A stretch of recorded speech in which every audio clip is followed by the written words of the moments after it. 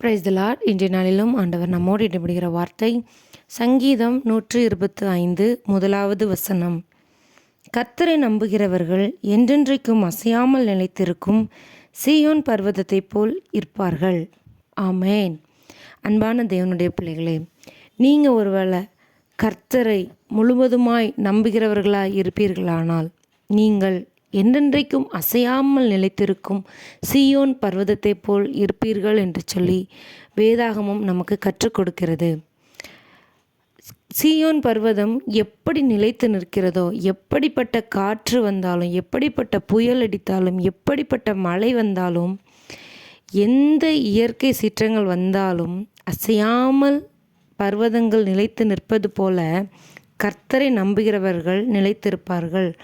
ஒருவேளை இன்றைக்கு நீங்கள் கடந்து வருகிற சூழ்நிலைகள், நீங்கள் படுகிற கஷ்டங்களின் நிமித்தம் நீங்கள் நினைக்கலாம், என்னுடைய வாழ்க்கை இந்த பிரச்சனையோடு முடிந்துவிடும் என்று சொல்லி நீங்கள் வருத்தப்படலாம். இந்த நோயினாலே நான் மரித்து விடுவேன் என்று சொல்லி, என்னுடைய குடும்பம் எப்படி தலைக்கும் என்று சொல்லி அங்கலாய்ப்போடு நீங்கள் இருக்கலாம்.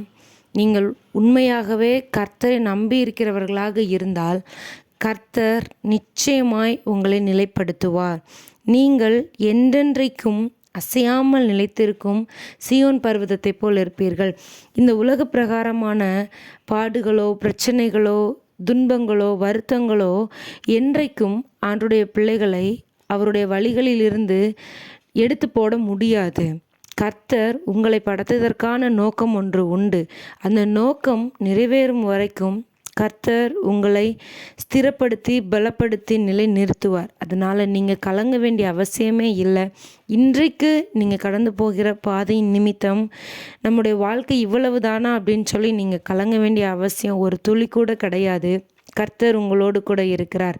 நீங்கள் ஆண்டவரை எந்த அளவுக்கு நம்புறீங்க?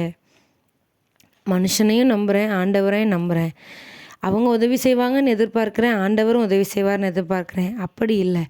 எந்த மனுஷனையும் நம்பி இல்லாமல் கர்த்தரை மட்டுமே நீங்கள் சார்ந்திருப்பீங்கன்னு சொன்னால், என் தேவைகளை சந்திக்க என் தேவனால் முடியும், எனக்கு சுகத்தை கொடுக்க என் தேவனால் முடியும்னு சொல்லி நீங்கள் ஆண்டவரை முழுமையாய் நம்புவீங்கன்னு சொன்னால் நிச்சயமாய் கர்த்தர் உங்களுக்கு அற்புதங்களை செய்து உங்களை நிலைப்படுத்துவார்.